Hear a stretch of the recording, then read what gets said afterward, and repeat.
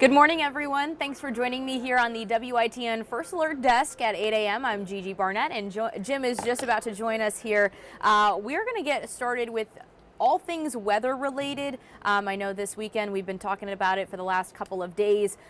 This wintry storm situation that's coming our way starting Saturday. And Jim, you have the latest, all those details there, but just want to make sure that everyone's aware, everyone's prepared for what's to come.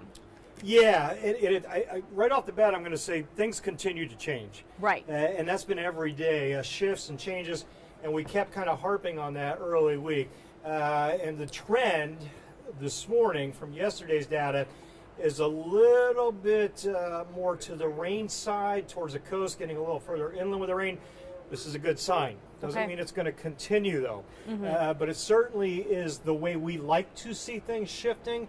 Hopefully that continues. That would certainly bring a potentially a bit of a lower impact event. Right now, this will be a massive, impactful storm for many people, us included in different ways. Let's dig into it. First alert weather days, Saturday night, Sunday night. And again, things still shifting and moving. Let's roll you into the weekend. The storm developing on the Gulf Coast and then intensifying off the southeast coast. So initially, the precip arriving. Again, we'll have a little rain on Friday. That's a cold front coming through. This moisture, more from the storm building to the south. We call this overrunning moisture, a light or stratiform precipitation. It's light. The air is certainly cold enough that it will not be liquid. It will be frozen. Some snowflakes, sleet, maybe some freezing rain right near the coast. But I think almost all of us will be cold enough when that moisture does arrive on Saturday to get some snow and some sleet. How much? It's hard to say, but I don't see real heavy precipitation until Saturday night. But it will be cold enough that it won't take much to start coating surfaces. With temps in the 20s generally all day, slick spots develop Saturday. Exactly what time is hard to say. That's why I've been saying plan on it by sunrise or shortly after the precip developing, and then a few hours after that, some slick spots on the roadways. All right, so Saturday night into Sunday, the center of the storm is rolling off our coastline and getting stronger as it does so, bringing a lot of moisture in off the Atlantic, a lot of gas in the gas tank to work with, so to speak. It also brings that marine air in over the coast. And that means the rain extends further inland or moves inland onto the beaches and then inland Saturday night into Sunday. The big question is, where will the rain to freezing rain line set up? That's a critical point. Wherever that line kind of sets up and sits, you go a little bit west of that line, you're building ice up quickly. You stay east of that line, it's rain, heavy rain at times. Big difference there. And the hope is that that pink to green line heads back towards I-95. That could happen. Right now it doesn't look like it will. So primarily freezing rain. I know you're probably thinking, why not snow, why not sleet? The temperature profile aloft is conducive to freezing rain. A warmer air over the cold ground surface, typically it's a freezing rain scenario. That column of air gets much colder as you get further west. That's where you're talking all snow back there with some sleet. That's a shift further inland than what we were seeing with the heavier snow and sleet. All right, but that freezing rain can be even more impactful if it does indeed materialize. So here's how it breaks down. Precip moving in around sunrise Saturday. Generally light snowflakes and sleet most areas. Sunrise could be midday. Again, kind of moving around. I've got one chunk of data that says late afternoon. If that happens, the morning will be fine. But don't bank on anything at this time. I think the moisture will be going by noon based on how quickly it's coming up from the south. So some accumulation certainly likely, I think, in some areas Saturday with the cold temps. So watching for slick roads as we get into Saturday. And again, not going to put snow totals on any graphics here at this time. It's still early for that. As well as ice totals. And that may be the map we're really going to pay attention to.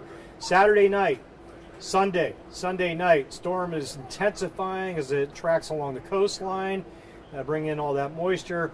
The inland snow sleet changes to freezing rain Saturday night. The mix along the coast changes to rain, generally east of Highway 17, Saturday night into Sunday. And those, all of you that change over to all rain on Sunday, if anything accumulates, that should clear it out, if indeed it gets far enough inland, and that's still a big question mark. Potential significant ice buildup inland. That would be a significant problem if it does happen. A lot of the data says we will see a 1/4 of an inch plus of ice, and that will bring some limbs down, and as those limbs fall, they bring some power lines down. So we'll be watching for that. And obviously, an icy surface, very hard to drive on. I don't care what kind of vehicle you drive. If it's covered in ice, four-wheel drive is not going to help you. Anti-lock brakes not going to help you on ice. Very dangerous. All right, timing on our first alert weather status, or really sunrise Saturday through the overnight Sunday night. So all weekend into Sunday night. Right into sunrise Monday probably. That timing still may shift around a little bit. Saturday I talked about the light snow sleet moving in all areas, slick spots developing, and then Saturday night into Sunday the changeover to rain, freezing rain, coast to inland. Watching for ice accumulation. It's just a mess out there potentially. Again, we may get lucky and that rain line might push back well inland. That happens a lot of times with these coastal storms. I'm hoping that scenario continues, that trend anyway, on some of the data. Right now, out the door, bitter cold, 20 degrees give or take. Inland areas, on the coast it's closer to 30. And again, very little wind, just a touch of a breeze coming in at about 5. Low 50s this afternoon, that's doable. And we'll bump that up tomorrow to low 60s. Tomorrow's your day. And I say that, you hear those words, tomorrow is your day, because after tomorrow, the colder air starts coming in, the moisture comes in, and we just don't see anything close to 60 again for a while. In fact, I don't see highs reaching 40. Once we get past Friday, Saturday, Sunday, Monday, Tuesday, Wednesday, Thursday, Friday, and into the following weekend, right now it looks like highs may struggle to get out of the mid-30s, potentially at or below freezing for a run of 7 days. It's not often you'll hear me say that here in Eastern NC. That is one heck of a cold run. And the overnight's tumbling down into the teens Monday and Tuesday night. Bitter cold air, hard freeze. We talked about it at 7 o'clock. Get those pipes wrapped. Take care of your pets. Check on your neighbors. I mean, once the precip's out, the big story will be the cold run, extended cold run moving in. Yeah, absolutely. And if the data were to hold up and we're talking about, precipitation coming down, these temperatures are so cold that it could stick around early into next week as well. Yeah. It's usually more of a problem when we get snow that packs in. Okay, that can be a significant run. It looks like we may avoid a heavy, hard snowpack. The hope is if we get a 1/4 of an inch of ice between the sanding trucks and sun hitting it, usually that'll melt away and clear out pretty quickly. So that might be better news driving-wise into next week if it holds. Right. If it holds. We also do have a question over on Facebook from Isaiah. Isaiah, good morning. You're saying, what are the odds it shifts back south and places like Greenville and Kinston actually do get snow? Yeah, and that's a good point. That could very well happen. Yeah. Model shifting around a little bit. A little jog more offshore. The air is colder. The air column is colder aloft as well, and that transitions more to that sleet snow scenario. That's not off the table. I mean, certainly we could end up singing a different tune as we go back to a colder scenario. I like the trend otherwise now, but don't lock in on anything yet. That's why we're not throwing any snow totals out your ice totals. Things are changing a lot, shifting. I want to try to get those numbers as close to what we end up with.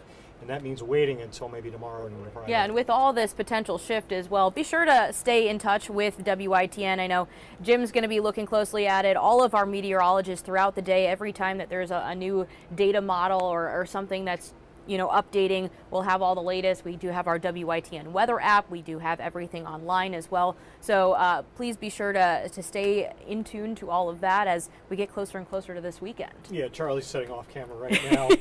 He's taking notes. So he's working hard on his shifts and adjustments to the forecast. He'll give you his take. Charlie, you're on at 9, right? 9 a.m. So he'll be up here at 9. And he'll dig in, give you a good deep analysis as well. All the guys, like you said, check in with Zach this evening, and Dustin's here as well. Russell will be in and out at times. It's a lot of work analyzing these kind of storms, but it's kind of the fun of being a meteorologist. Weather events like this, where you're really applying your knowledge, looking at the climatology of the past, how things set up, and applying all that data to the situation. So, absolutely. yeah. Well, we do have to hop off this morning. I know there are a few more people asking some questions. Feel free. I know Charlie will be on at the top of the hour every hour throughout the day today, so feel free to ask him some questions about what's going on, what the latest track is, all of that as we keep looking at this. And Bobo, right now it does look pretty good for the Outer Banks. I don't think that's going to change much. Rich here is saying, what are the road conditions for Monday morning on the coast? Expected to be probably okay, although if anything's wet down there Sunday night or late Sunday, you're going to ice over, so we'll watch for that as well. Great. Thank you for the update, Jim, and thank you everyone for joining us. Have a great day. This hour of the WITN First Alert Desk is sponsored by Toyota of Goldsboro.